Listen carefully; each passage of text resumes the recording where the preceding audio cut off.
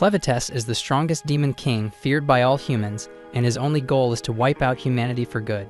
But everything changes the day he finds a human baby and makes a choice that shocks even him. From that moment, Clen hides his power and starts a new life, pretending to be some regular loser, raising the kid right in the middle of the world he once swore to destroy. But how long can a demon king hide his true nature? As the story begins, we see a young girl walking with her father out to the farm. When they finish, he calls her to follow him back home. She wanders around the house, spots a map of Edzi, and notices something odd. Right after the edge of the map, there are only dark spaces. Just their continent, then pure darkness, so she can't help but wonder why. Curious as always, she turns to her dad and asks what's beyond their city, a question even he can't answer. He sees the curiosity in her eyes and wants to give her an answer, but he can't because the truth is that he doesn't know either. So he tells her that every human, just like her, is born wanting to know more. But every time someone tries to enter that darkness, it ends in disaster. He explains that in those dark lands, there are 4 demons. Each one guards the west, east, north, and south of Ethia. Every team that's gone out to see what lies beyond has been wiped out, completely destroyed. She's shocked to hear this and wonders if it's really that dangerous, but still, it doesn't change how she feels. Her father tells her that until the demons are gone, no one can discover what's out there. Every problem should have a solution, but this one seems impossible. Then he explains that only heroes with special treasures have a chance. Only those with these legendary weapons can face the demons, and until the true hero appears, nobody can win. Instead of scaring her, this just makes her more excited. She dreams of being a hero, of fighting back. If she can get the Sword of Haydn, she'll be able to join the fight. When the heroes win, they'll finally see the world beyond the map and uncover what's hiding in those dark places. Years go by, and Alicia grows up. She's no longer a child, she's now one of the chosen heroes. She opens her eyes in the truck that's carrying her to the edge of the city. She grips the chain around her neck and tells her father the time has come, and she's ready to fight for her city. And she's not alone. Other heroes are heading out with her. As the journey continues, the group starts to talk and slowly introduce themselves along the way. There are a few notable figures among them, like Minarch, who carries the Golden Utopia treasure and simply says he doesn't know where he's from.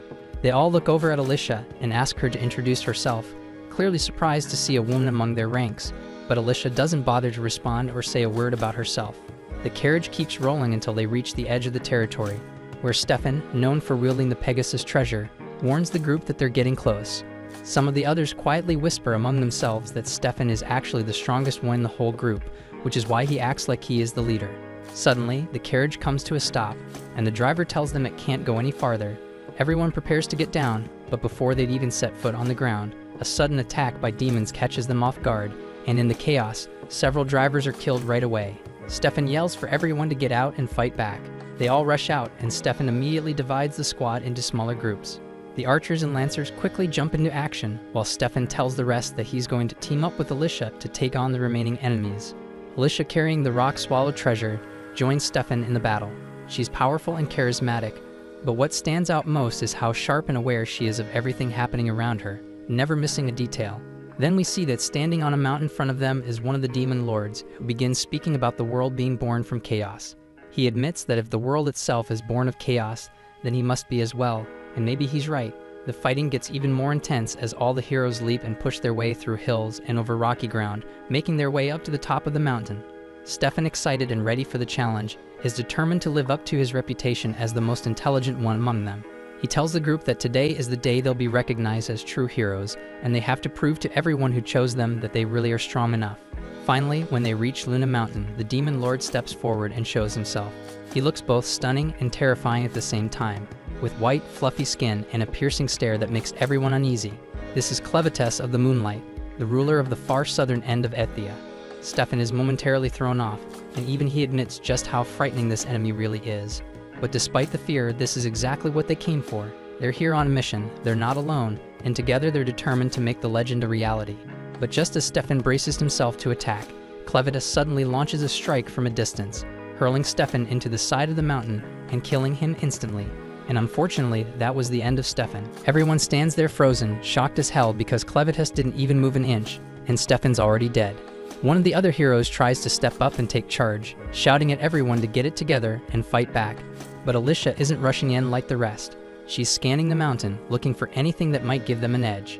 As the heroes get closer to Clevatess, he cuts them down one after another without taking a single step. Alicia quickly figures out what's happening. She shouts to the others, warning them that Clevatess is attacking with his shadows. If they want to survive, they need to stay away from the shadows. The group hesitates, not sure what to do, but Alicia doesn't wait. She starts leaping across the mountainside, running as fast as she can. The shadow follows her, and she's the first one who actually sees the attack coming and manages to fight back. Clevatess's eyes light up in surprise. Maybe this battle won't be as easy as the others he's fought before, but still it catches his attention. This is humanity, and for 1,000 years he hasn't faced humans, but from what he remembers, they should be weak, as fragile as insects. Yet what he sees now is different. They're strong, they're on a mission, and nothing seems to break their determination. He can't quite figure out what's driving them, but he wants to understand where their strength comes from. The heroes fight with everything they have, but Clevatess defeats them all. In the end, Alicia is the last to fall. As she's sent flying into the air, she closes her eyes, accepting her fate. She apologizes to her father for not making her dream come true, but not every dream is meant to happen, and hers is one of those that just wasn't meant to be. Meanwhile, in capital Hitterat, the people of the Haydn Kingdom go about their daily lives, unaware of the danger approaching. That's when Clevatess erupts from the mountain outside the city. Panic spreads as he appears. Everyone in the city is terrified, but Clevatess isn't interested in hurting them. He's only curious about what drives these people. He remembers that the ones who attacked him called themselves heroes sent by the king of Haydn, and now he plans to fight his way to the palace to reach the king. The villagers panic and run for safety while the knights rush into action, bringing out their archers to launch an attack. But Clevatess doesn't attack them in return. Instead, he soars above the rooftops, heading straight for the palace, determined to discover what lies at the heart of their resolve. The knights strengthen the security at the palace gates and fire a volley of arrows at Clevatess, but none of their shots come close to hitting him. He watches their attacks, unfazed, and quickly realizes they're not as strong as he expected. They're still weak, and nothing they do can harm him. With a single swing of his arm, he smashes the palace wall to the ground. The knights quickly realize the situation is out of their control, so one of them rushes off to warn the king that the Demon King has attacked. The king doesn't seem surprised. For the Demon King to reach the city, there can only be one reason: the heroes have failed. He rises from his throne and moves toward the only thing he has left to protect, the legendary blade of Haydn, Mana Hitterate. The knight insists that a demon has invaded the city and can't be stopped, urging the king to hide. But if the demon truly is unstoppable, the king reasons there's no point in running because no matter where he goes, the demon will find him. The knights keep fighting, launching fire and arrows at Clevatess, but he knows none of it will make a difference. Still, he remembers how Alicia's sword managed to wound him, even if just a little. It proves that if humans are left unchecked, they can eventually grow stronger and become a threat. He never approached human territory, but now they're after his land, and for him, that's reason enough to fight back. The king approaches the door to defend the sacred blade, but as he opens it, Clevatess appears right in front of him. With one look at the crown and the clothes, Clevatess instantly knows he's facing the king.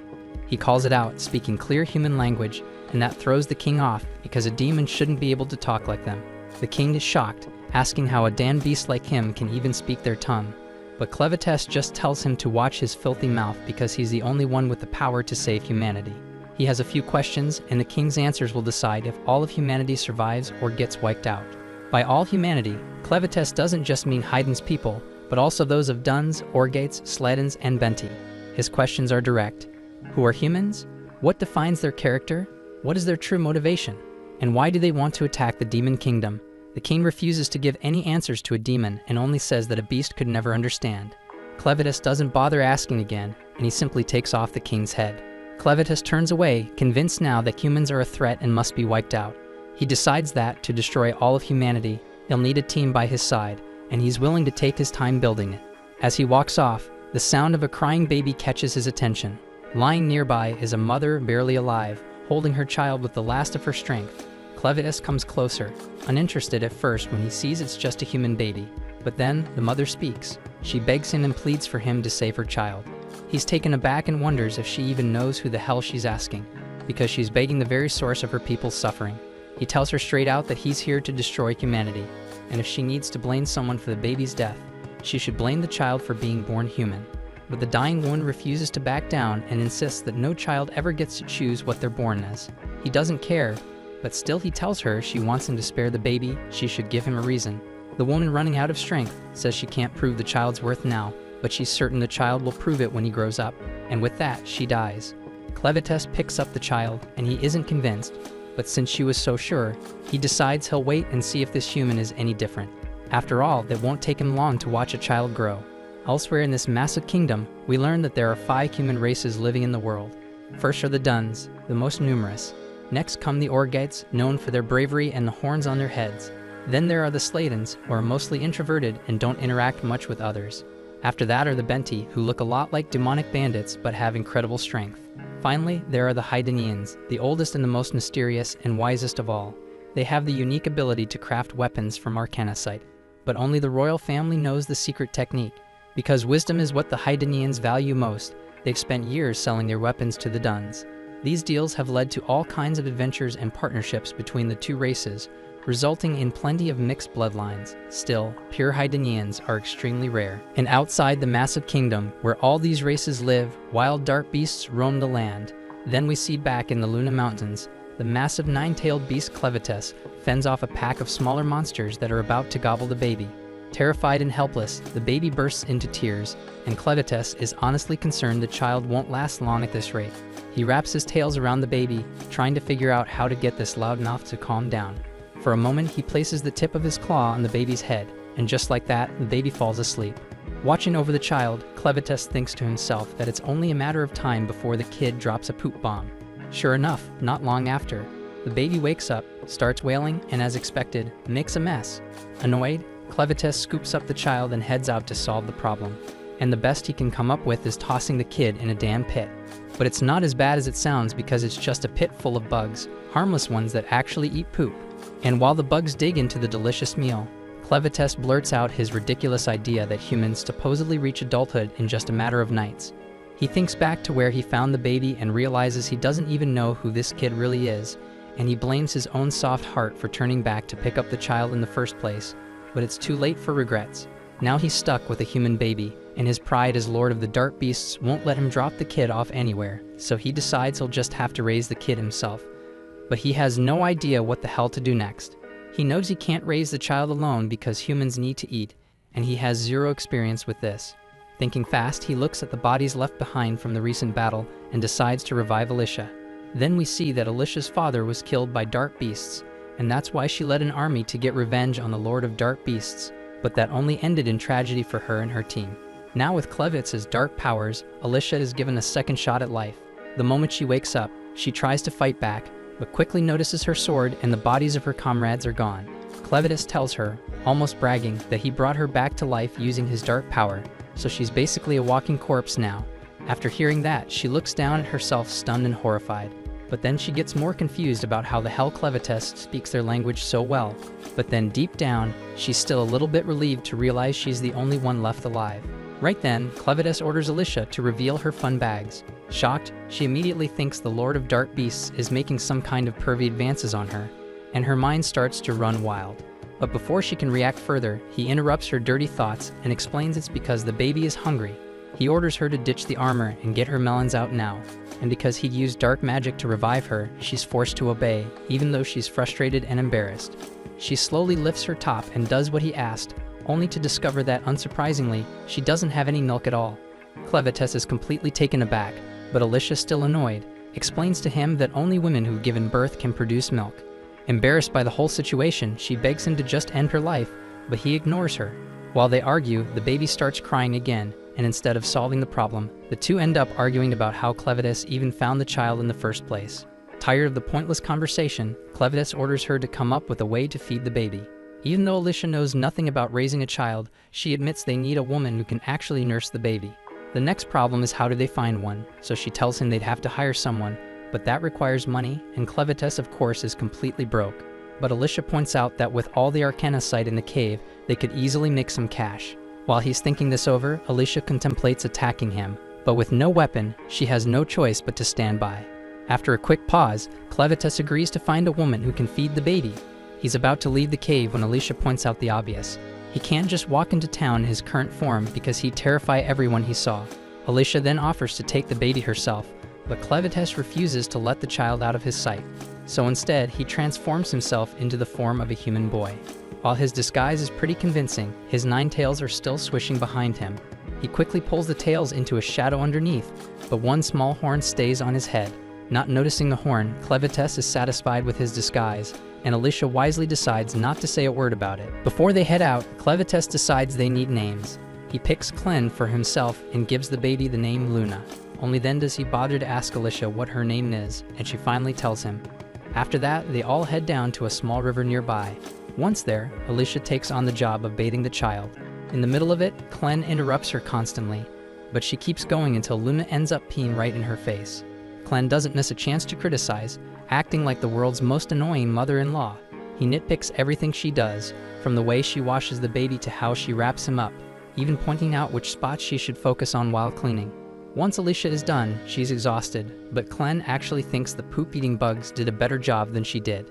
They leave the river and make their way to Alicia's old camp, only to find it empty. Alicia explains that her group hid their valuables somewhere else before the attack. They set out for the stash, but Clen makes her stop to clean up herself first because she stinks. Also, he hands her the baby's dirty clothes and tells her to wash them too. While doing this, Alicia notices the crest of the Haidanians' royal family on the fabric, and she realizes the baby is actually royalty. At the same time, back in the ruins of the castle, a lone soldier runs through the wreckage, searching for survivors. He's shocked by the devastation left by the Dark Lord and remembers that the crown princess had planned to escape the kingdom with her child before disaster struck. He curses the king's madness for destroying the kingdom, but still clings to hope that someone made it out alive. Meanwhile, General Drell and his men survey the remains of the Haidanians' kingdom. Drell quickly orders one of his soldiers to inform the emperor, warning that if they don't claim the land now, another race will beat them to it. He's mainly interested in the secrets of arcanicite crafting, a technique known only to the Haidanians' royal family. As he heads back to gather his army, he tells his second-in-command Maynard to hunt for any survivors with royal blood and bring them straight to him. Back with our happy family, we see Alicia confront Clen, holding up the crested cloth and accusing him of kidnapping a child with royal blood. Clen is stunned to hear this because he honestly didn't know. He tells Alicia that someone who looked exactly like the human form he's now using was the one who handed him the child. Alicia doesn't buy his story for a second, but Clen cuts her off and admits he killed the king because the king attacked him first. He warns her that now, plenty of people will be searching for the child, hoping to get the secret of arcanicite crafting. Now that he knows the child is royal, Clen is determined to raise him as a king, planning to control things from behind the scenes. Alicia feels a chill because she's scared by the idea that Clen thinks of Luna as his servant. She suddenly wonders if, by revealing Luna's true identity, she's only made things worse. Clen then interrupts her thoughts, reminding her that they still need to find a woman with milk to feed the baby.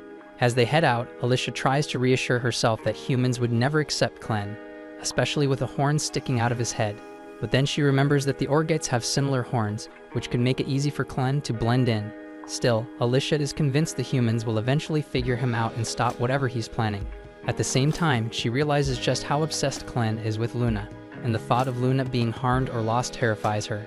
So from that moment, Alicia decides she must do everything she can to protect Luna, no matter what, or humanity will vanish. On the road, the group is suddenly attacked by bandits. The first blow lands square on Clen's head. Alicia assumes that ordinary bandits should be no problem for the Lord of Dark Beasts, but to her shock, Clen collapses to the ground, bleeding heavily. Panicked, Alicia screams like an annoying girl, only to be struck from behind herself, knocking her out cold. She's stunned by how weak she is, even with Clevatess's dark magic inside her. Some time later, Alicia wakes up, momentarily disoriented, as if she's surrounded by her own soldiers on a mission to attack Clevatess. But before she can get comfortable in her daydream, Clen snaps at her to wake up. Reality sets in. They've both been captured by the bandits, and Clen is grinning about it. They realize they were all crammed into the bandits' crappy wagon, with a bunch of other sorry souls who'd gotten caught too. Somehow, Clen was just sitting there, little Luna snoozing in his arms, wearing this ridiculous grin that only made Alicia's nerves shoot through the roof. She glances at Luna sleeping quietly and asks Clen how in the hell he managed to calm the kid down. Clen replies that Luna was indeed crying earlier, but thanks to the gentle rocking of the carriage, she's quiet now. Alicia pushes her way past the other miserable captives until she's close enough to whisper sharply at Clen, demanding to know why he, the badass, legendary Demon King, let himself get caught so easily. She figures his sudden makeover must have weakened him so much that some random asshole knocked him out with a single hit. Clen chuckles, admitting that she's almost right. Apparently, when he transformed into this scrawny-ass human disguise, it accidentally made his body as fragile as a damn toothpick. He didn't see that coming, so when someone cheap-shotted him from behind, he went lights out immediately. Basically, his natural defense system is now about as effective as a wet napkin, but luckily he can still power up his defenses if he really needs to. So Alicia wonders why Clen hasn't busted their asses out yet. Clen calmly explains that since he's now undercover as a human, he intends to keep his true badass Demon King powers under wraps until Luna is old enough to inherit the throne. Besides, he actually wants to let things play out so he can learn more about humans, especially why these innocent schmucks got kidnapped in the first place. Alicia stares at him like he's an idiot before bluntly explaining to his clueless brain that they obviously been captured by bandits, who probably plan to sell their unlucky asses off to slave traders. Anyway, she quickly begs Clen not to judge all humans based on these thieving scumbags, because bandits are literally the bottom of humanity's barrel. Not long after, the carriage pulls up at the bandits' rundown base, and they're immediately split into two groups, men on one side, women and kids on the other.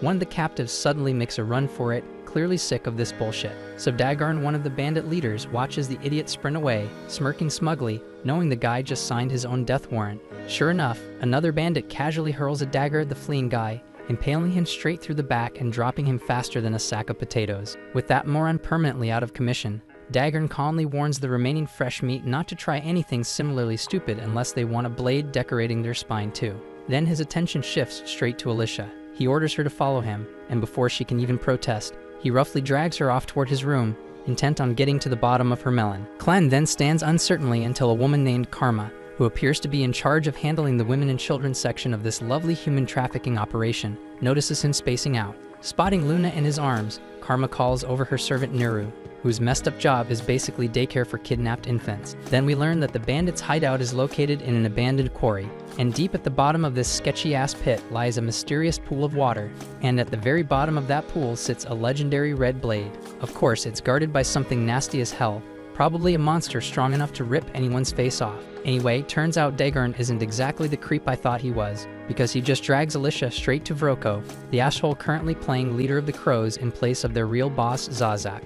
Apparently, Vroko staged a little coup, stealing the top dog position, and nobody's dumb enough to complain since his pet beast Betty is a literal murder machine capable of turning anyone into ground beef. Alicia recognizes Betty immediately as a vicious western demon and is stunned that a dumbass like Vroko actually managed to tame it. Vroko casually chats with Betty, who complains that she's bored and wants to play with a human guy. With a twisted grin, Vroko tells her to help herself to either one of the unlucky bandit morons who brought Alicia over. But before Betty picks her unlucky chew toy, Vroko finally reveals why he summoned Alicia. Obviously, his goons snatched the magic crystals Alicia grabbed from Clen's crib, and Vroko knows exactly that they're from Mount Moon, the lair of Big Bad Clevatess. Considering this, plus the fact Alicia didn't immediately shit herself at Betty's presence, Vroko deduces she's one of the 13 heroes from Haydn sent on a suicide mission to take out Clevatess. Assuming Alicia was headed back to Haydn loaded with these crystals, Vroko decides to drop a bombshell. The royal capital of Haydn has already been annihilated by Clevatess. But this little apocalypse isn't exactly bad news for Vroko's crooked business. He proudly flashes a reddish sword, claiming it's a mana hitterite blade, which only Haydn royalty know how to craft. Of course, Vroko's sword is faker than a $3 bill, and the Crows have been scamming people left and right with these knockoffs. Now that the entire royal family has officially logged off permanently, the price of these phony mana hitterite swords has become extremely valuable. It's one hell of a money-making scheme. But Vroko's greedy ass isn't satisfied because he's after something even bigger. The purest, most legit Hyderite swords crafted personally by Haydn's kings and handed exclusively to their heroes. Vroko confidently assumes all the other heroes have already gotten their asses handed to them by Clevatess, accusing Alicia of abandoning her crew to save her own skin. He demands Alicia spill where the hell her own weapon is, plus the weapons from her 12 despawned teammates. Alicia stays stubbornly silent, pissing Vroko off even more, so he orders Dagarn and Satch to drag her ass back to Clevatz's lair to find those valuable treasures. Dagarn, showing a rare spark of brains, suggests maybe it'd be smarter to have Alicia chase after another treasure they've been eyeing, but Vroko sticks to his guns, insisting on the original plan. Before sending them off, Vroko tells Dagarn and Satch they're free to warm up with Alicia however they like, making sure she won't cause trouble during the journey. At the same time, Clen's found himself working as a waiter at the shitty little inn run by Karma. Watching the bandits trying to flirt with Karma makes Clen silently gag, genuinely wondering how these sleazy bastards manage to exist without spontaneously combusting from their own shittiness. On the other hand, Neru is busy feeding Luna her legendary milk, while also doubling as a waitress, and sadly the customers constantly abuse the hell out of her. Clen patiently serves meat to these low-life thugs, impressing the idiots with his strangely obedient demeanor. Karma, however, feels uneasy around Clen. Everyone here just assumes he's some kind of ogre because of his horns, but his pale-ass skin and ice-cold killer stare don't quite fit that profile. Suddenly, two particularly disgusting bandits decide to harass Nuru, dragging her off somewhere private for their twisted entertainment. They spend all night torturing her, leaving her bruised and battered, but Neru stays quiet, silently enduring the abuse. And once those scumbags are finally done, she limps quietly back into the inn to feed Luna again like nothing happened. A few moments later, the same two bastards who brutalized Neru suddenly start feeling dizzy and weak as hell.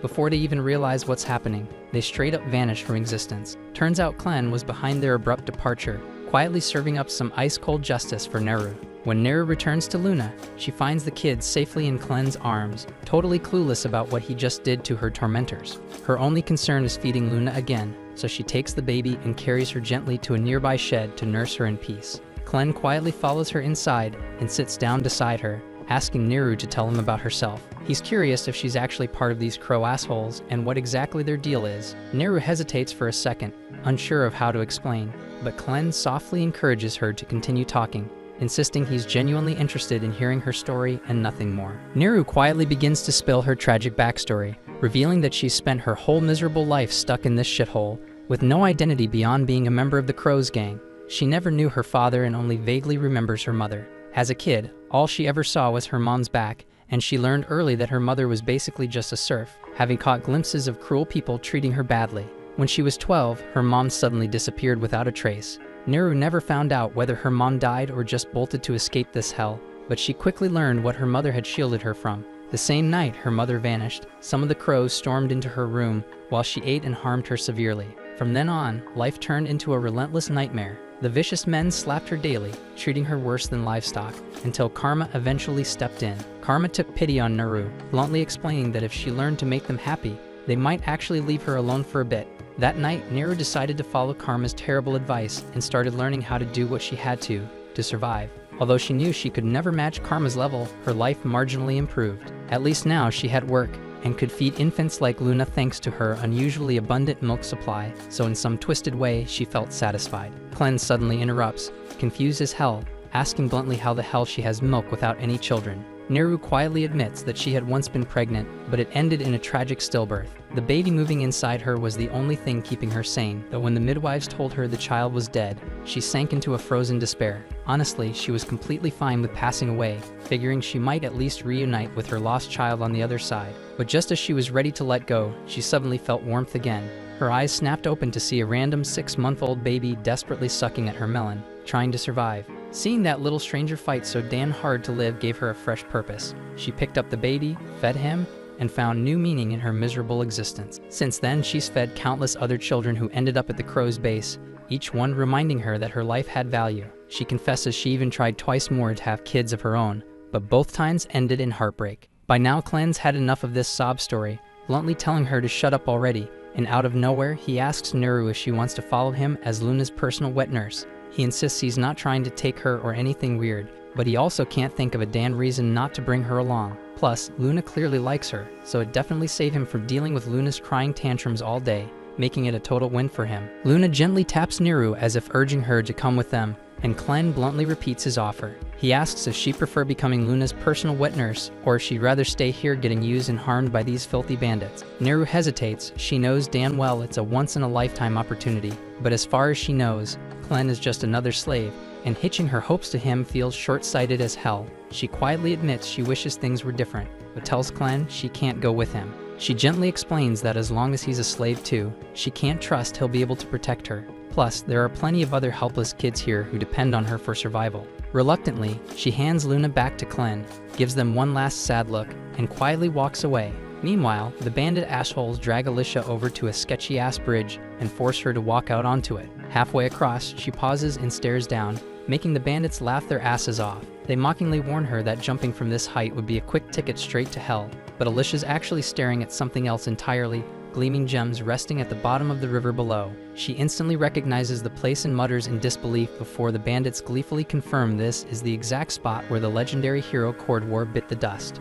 Right then, one brave, desperate captive steps forward, claiming he'll dive down and retrieve whatever the bandits want if they'll just let him and his wife go. His wife frantically urges him on, reminding these scumbags they'd promised to release them. But as soon as the poor guy plunges into the water, monstrous creatures emerge and immediately tear him to shreds, leaving the wife screaming like hell. Alicia grits her teeth, knowing full well these lying bastards never planned on releasing the guy. She realizes with dread that this place is basically hell on earth, infested with Arvensis, horrific monsters that flooded into their world 300 years ago. Back then, people at least had solid ground to fight on, but even Cordwar, the strongest hero of his time, couldn't handle these nightmare creatures. His legendary sword, the Stream Splitter, remains down in that cursed river to this day. And now these greedy bastards want someone stupid enough to retrieve the sword, even though it's clearly impossible. Furious, Alicia calls out the bandits for being complete scumbags, knowing full well they deliberately sent the poor guy to his death without even bothering to tie his rope properly. They snap back at her, reminding her she's not here to lecture them, and the bastard who's going to discipline her is already waiting. Alicia turns to see the disgusting thug Fido jump onto her bridge, openly leering at her and loudly fantasizing about stripping her. But before Fido can even lay a finger on her, Alicia suddenly breaks one of her own hands to slip free, snatches the sword from him like a damn boss, slices through the bridge ropes, and leaps off into the air. As she plummets toward the ground below, she mutters under her breath, desperately hoping Clan wasn't bullshitting when he assured her she wouldn't die. The group then nervously gazes down, terror rapidly overwhelming them as they catch sight of Alicia's unmoving body at the bottom. So it dawns on them instantly, with a chilling sense of despair, that their only clue for recovering the mysterious 13 regalia weapons has just become mincemeat. At the same moment on the ground below, Alicia wakes up, her immortality curse placed by Clevatess bringing her back to consciousness. While she can't die due to the curse, it doesn't grant any regenerative powers, leaving her completely immobilized from the neck down, with absolutely no damn idea how to proceed. Every bone in her body feels shattered, and substantial blood loss makes it impossible for her to move on her own. She knows that remaining undiscovered by the bandits is crucial, so she desperately struggles until her spilled blood begins floating upward, summoning Clen to appear before her. Surprised by Clen's unusually small form, Alicia learns that his current size is due to his manifestation from the blood magic sustaining her immortality. Clen explains that this magical blood is essential to her survival. If she completely bleeds out, she'll truly die. But if Alicia continues proving useful, Clen promises to replenish all of her blood,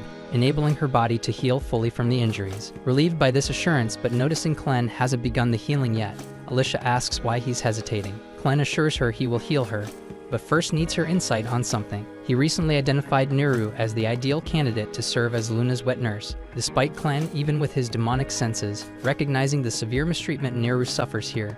When he offered her a chance at escape to a far better life as Luna's caretaker, she shockingly refused him outright. Clan seeks Alicia's understanding of why Neru rejected such a beneficial proposal. Alicia surmises Neru likely views Clan as powerless, a slave incapable of fulfilling his promises. Bandit groups like theirs never willingly let anyone leave, relentlessly hunting down any escapees. Having grown up in such a harsh environment, Neru probably believes freedom is an impossible dream. Clen asks Alicia if there's any solution to this problem, and Alicia suggests that the simplest option would be eliminating all the bandits in the base. Without anyone left to chase after Neru, she'd be much more inclined to accept Clen's proposal. Alicia points out that with Clen's immense power, wiping out the entire bandit group should be easy, but Clen refuses, concerned about drawing unwanted attention. He can't afford to reveal his absence from the mountain, fearing others might seize the opportunity to attack Clevatess's territory. Instead, Clen insists Alicia should handle it, reasoning it wouldn't be unusual for a hero like her to eliminate a group of bandits during her journey.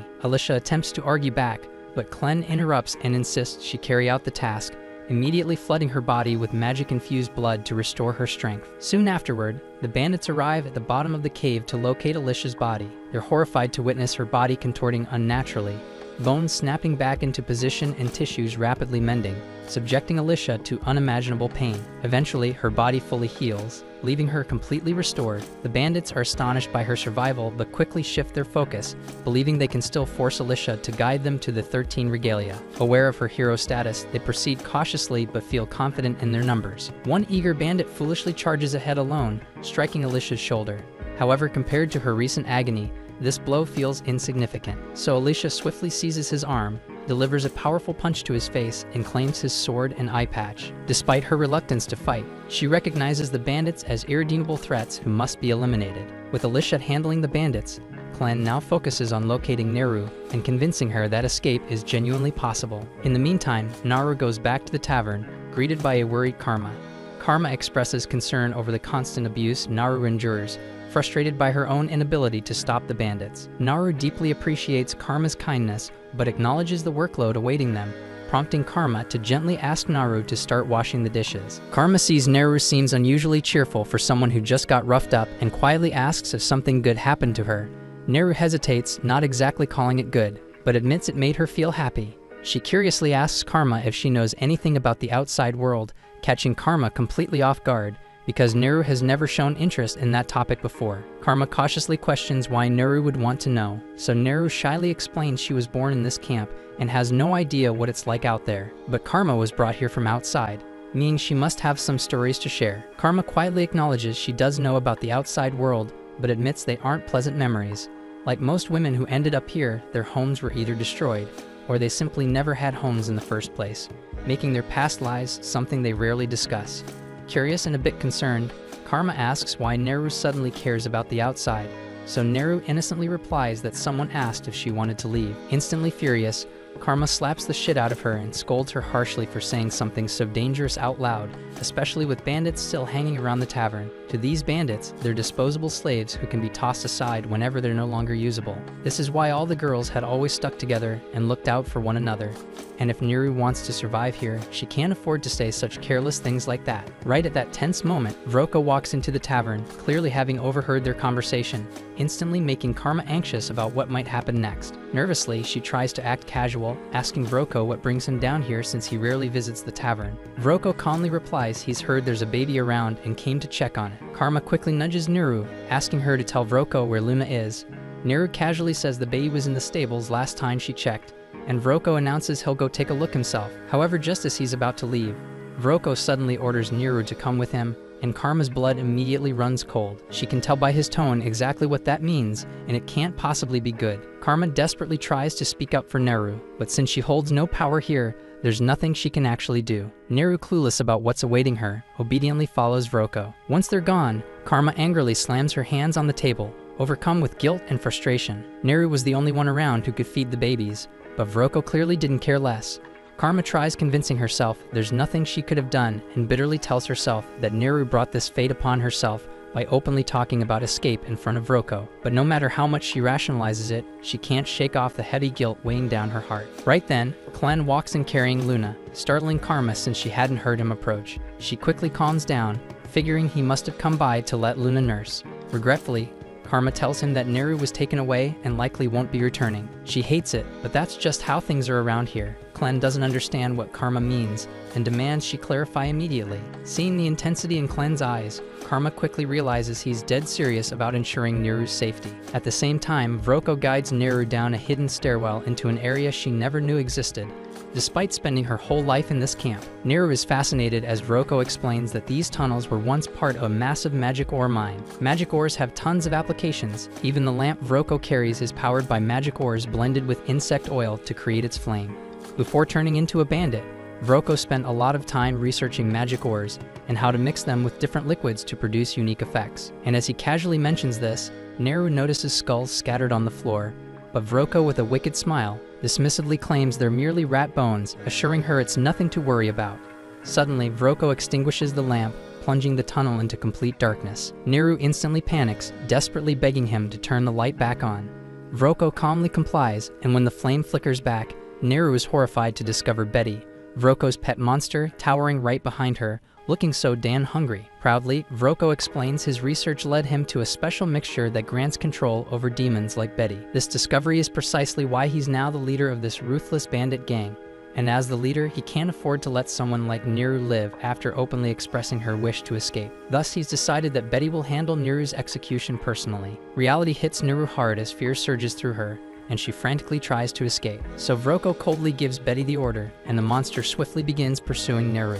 As Naru stumbles and struggles to flee, she bitterly recalls Clen's earlier offer. She deeply regrets rejecting it, knowing that if she'd said yes, things might have ended differently. Right then, Naru notices Clen standing at the far end of the tunnel holding Luna, and her heart breaks as she realizes she'll never be able to care for Luna again. Usually this is exactly when Clen would heroically save her, but unfortunately Neru gets swiftly devoured by Betty, swallowed whole, and seemingly gone forever. Luna immediately bursts into tears after witnessing such a horrific sight, but Clen gently comforts her, explaining this is simply how the world works. Magical beasts have to eat too, so blaming Betty is pointless. If anyone is at fault, it's Clen himself for arriving too late. He's genuinely frustrated at losing someone as valuable as Neru, but there's nothing he can do now. Clen then calmly shifts his attention toward Vroko, puzzled at how a proud troll from the western forest could ever serve a weakling fat dwarf with a buck-toothed face like him. Vroko is completely stunned by Clen's audacity to insult him at a time like this. He's also baffled about how Clen even reached this place,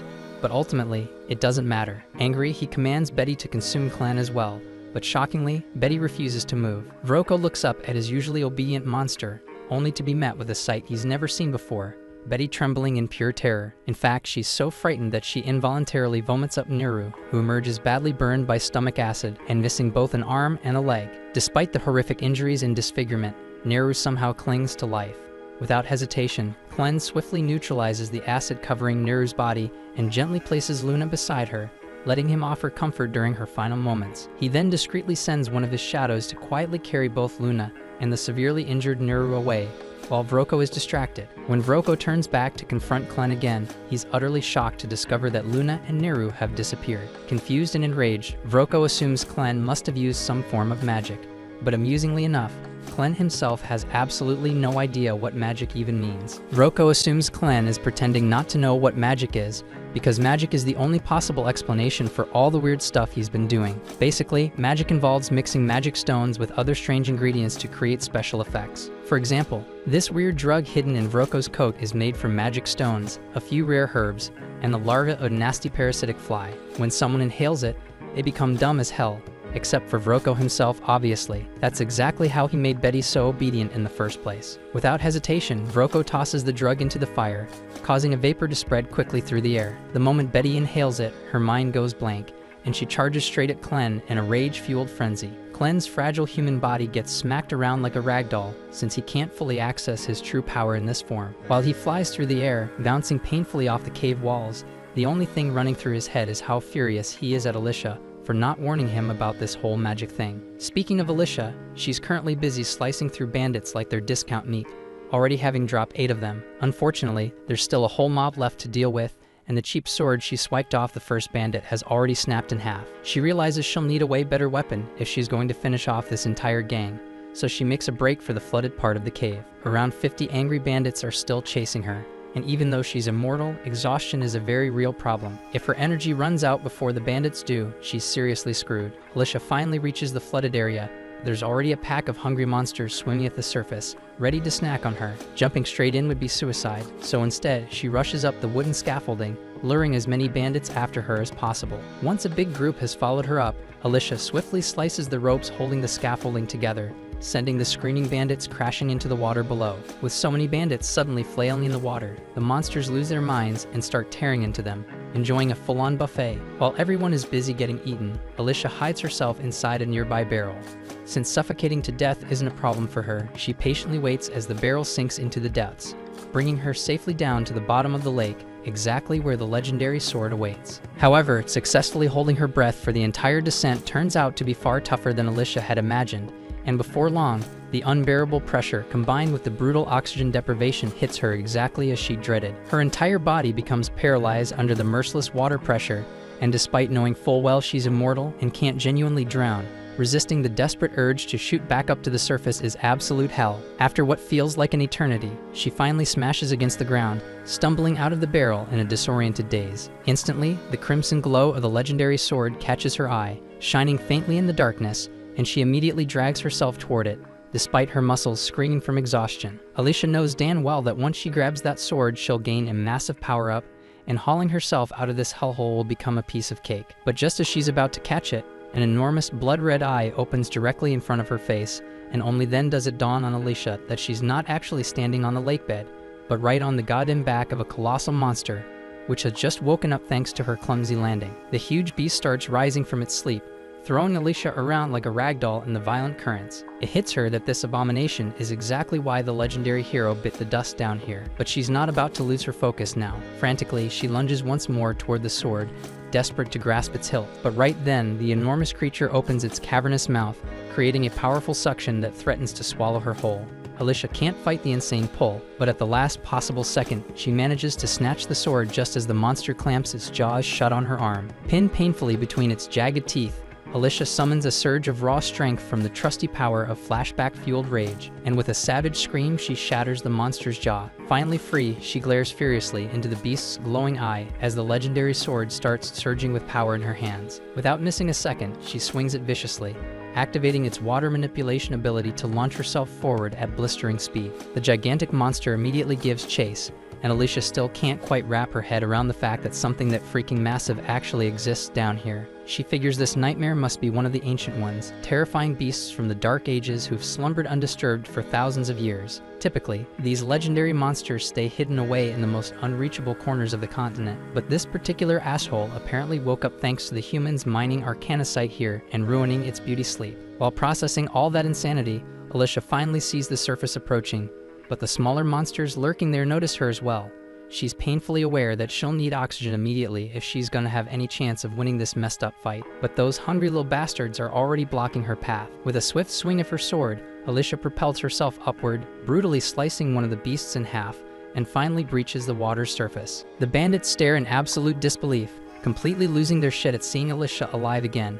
But before she can even fully catch her breath, the enormous monster erupts out of the lake behind her. The sight of it sends the remaining thugs into a hysterical frenzy, and immediately the Ancient One unleashes hell, whipping out its massive tentacles and smashing everything in its path. Alicia has no choice but to dodge frantically and pull back, since even her best hits barely scratch the surface of this behemoth. It hits her quickly that even a legendary hero like her has no real chance going solo against a monster of this insane scale. Fortunately, the Ancient One decides to take out its rage on the panicked bandits instead, devouring most of them instantly.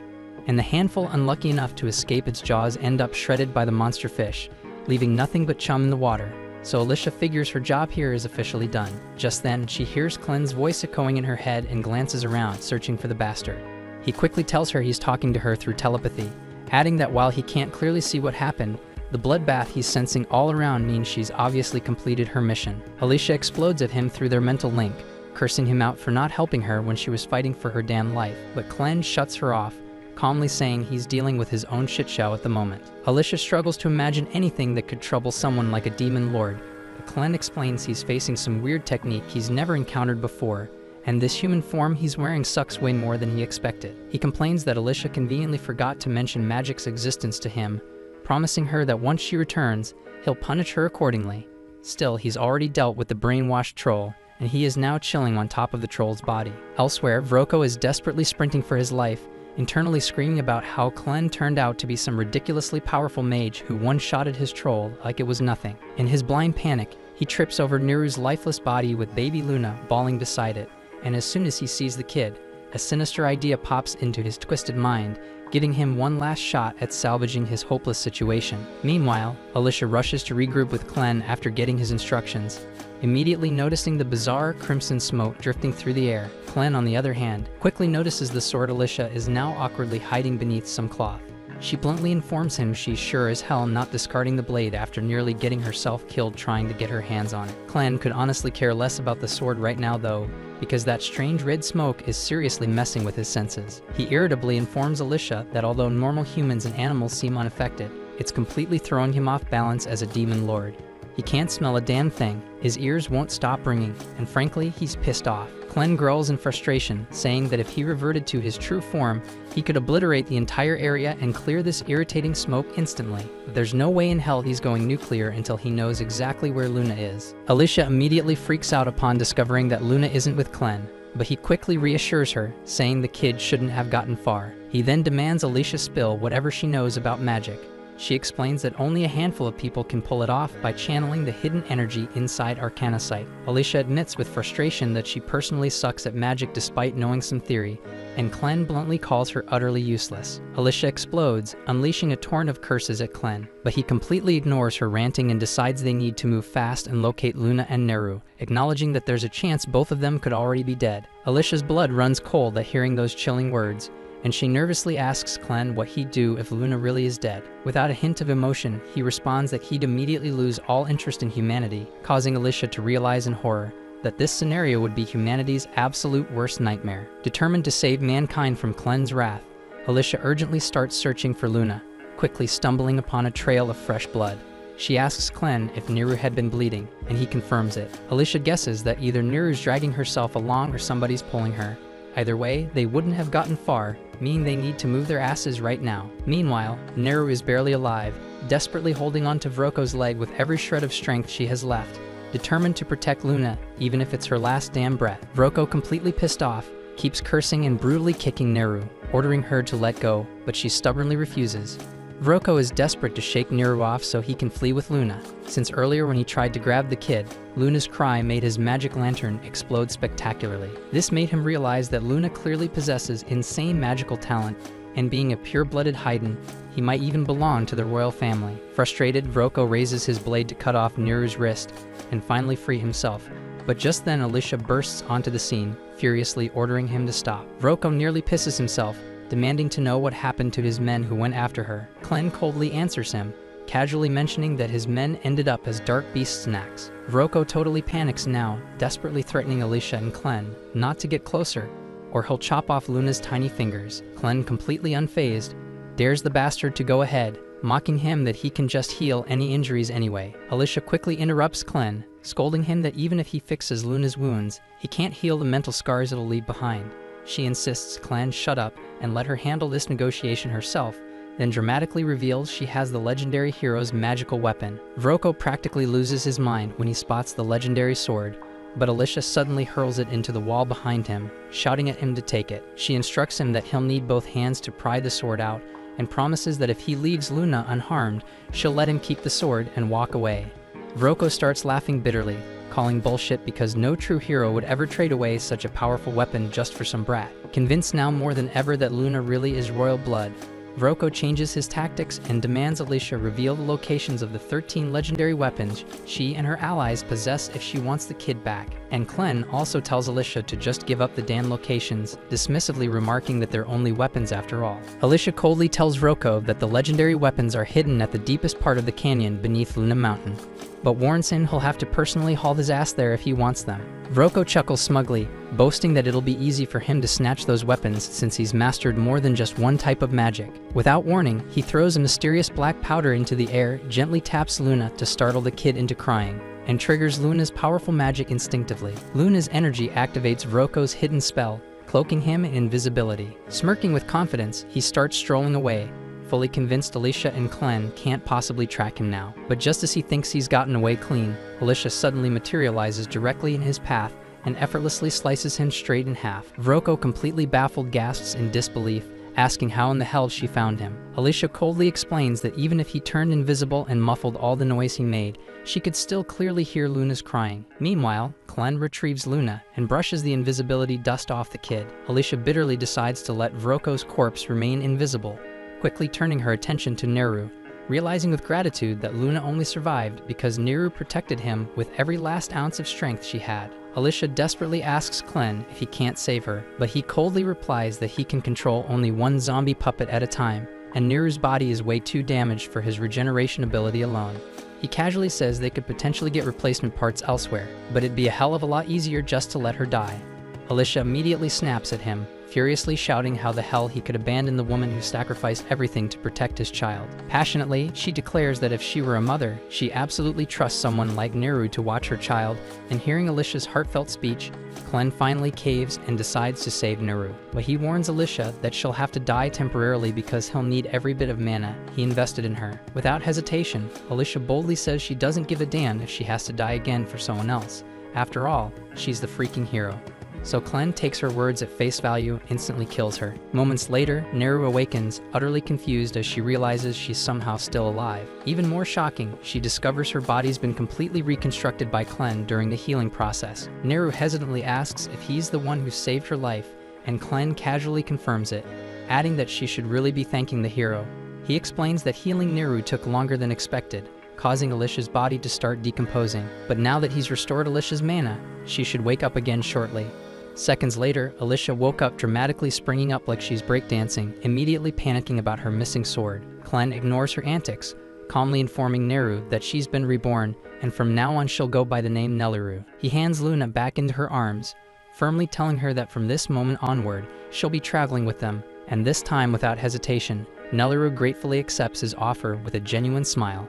The next morning, Clen abruptly confiscates Alicia's blade, leaving her crushed, but he firmly points out that openly carrying it would just draw unnecessary attention, so he'll store it securely in his shadow until it's genuinely needed. At the same time, Nelliru wraps up gathering heaps of gear from the bandits for their journey, even managing to scavenge a respectable outfit for the baby. Alicia asks if Nelliru is seriously planning on carrying all that stuff alone, since it looks ridiculously heavy, but Nelliru brushes it off, saying it actually feels pretty light. Alicia suddenly remembers Nelliru lost a huge chunk of her body yesterday when she nearly died, so Clen must have swapped those parts out for something powerful enough to make her this strong. But Alicia still has no clue what the hell he actually did. Nelliru then eagerly approaches Alicia, offering to help by carrying her sword, but Alicia sadly admits she doesn't even have her sword anymore. Nelliru instantly perks up, remembering Vroka mentioning he stashed a bunch of badass swords inside his desk. Hearing this, Alicia immediately lights up and begs Clen to at least let her have a normal sword. Clen is fully aware Alicia is practically useless in combat without a weapon, sighs and tells her fine, she can go grab one. So Alicia excitedly rushes off to raid Vroko's desk. With Vroko and his entire bandit crew dead and the slaves already gone, the hideout is eerily deserted now. Clen casually asks Nelliru if she'll miss the place, but she quickly responds she's had nothing but nightmares here, so she's more than thrilled to leave it behind. Her only regret is not getting the chance to say goodbye to Karma. Hearing her mention Karma with such sadness, Clen suddenly realizes he might have screwed up earlier. But right before he can say anything, he's viciously ambushed from above. Meanwhile, Alicia kicks Roko's office door wide open, eagerly searching his desk. She happily discovers some money, a set of leather armor, and a pretty solid sword. More than satisfied, she's about to return triumphantly to Clen. But suddenly, Clen violently crashes through the wall, slamming into the desk, completely wrecking it. Groaning in pain, Clen bitterly remarks he's still not used to how pathetically fragile this stupid human body is, constantly getting ragdolled around like some kind of stuffed animal. However, before Clen can explain what the hell just happened, Gart suddenly steps through the massive hole in the wall, and Alicia instantly realizes he's powerful as hell. She draws her sword, ready to fight, but in a blink, Gart lunges forward, delivering a kick so powerful that the sheer air pressure slices Alicia's cheek open. Gart is mildly impressed that Alicia managed to react fast enough to dodge, but he figures she won't last long, immediately launching into a ruthless barrage of kicks until Alicia stumbles. He then jumps back, unleashing a violent gust of wind that blasts Alicia straight through the roof and out of the building. Alicia crash lands outside, and Gart is again genuinely surprised she can still stand after that hit, so he calmly offers her a deal. He says he's only after Clen. If Alicia drops her sword and leaves right now, he promises he'll stop fighting her. But Alicia doesn't trust a word Gart says, convinced he's just another surviving bandit. She bitterly wishes she had her stream splitter sword right now, but since that's not happening, she'll have to rely on one of Hayden's techniques instead. Clearing every useless thought from her mind, Alicia narrows her focus until the only thing she's thinking about is slicing Gart to pieces. With her mind crystal clear, her movements become much more precise, and she suddenly darts forward with a shocking burst of speed. Gart is caught completely off guard by Alicia's sudden acceleration, and just as her blade is about to land, Clen shouts sharply at her to stop.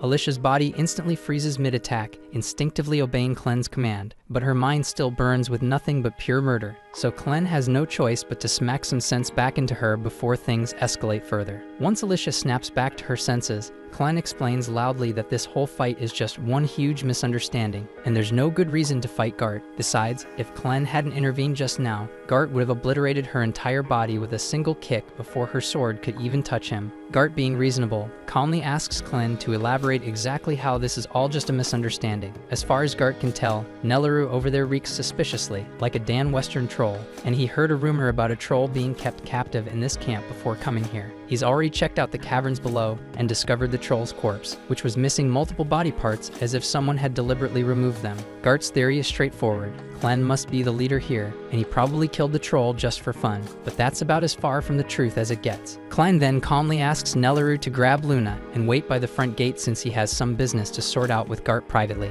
As soon as she's gone, Clen casually turns to Alicia and bluntly reveals that Gart is actually a dark beast in disguise. Alicia's jaw practically hits the floor since she had absolutely no clue there were other dark beasts who could transform into humans, but Clen calmly tells her Gart's merely under a seriously powerful illusion. As far as Clen's aware, there's only one being strong enough to pull off illusion magic of this level, and it's Zathir, the dark beast lord of the West himself. And just for the record, Clen absolutely cannot stand Zathir and would really rather not deal with him at all. Gart, stunned by how accurately Clen identified him after such a brief encounter, demands to know who Clen truly is. Not wanting to expose his actual identity, Clen smoothly lies, claiming he's merely a servant of the dark beast Lord Clevatess. Gart buys the story immediately and dispels his illusion magic, revealing his true form as a monstrous bird serving under Zathir. Having shown his real form, Gart asks Clen to offer proof of his own dark beast identity, prompting Clen to reveal one of his shadow tails. Satisfied by this proof, Gart quickly calls for a truce. Meanwhile, Alicia is having a full-blown mental crisis because this is way too much crazy information hitting her at once. First of all, she had zero idea there were other beasts like Clevatess who could disguise themselves as humans and speak human languages fluently. If that's true, then what the hell was the point of the heroes going to war against Clevatess at all?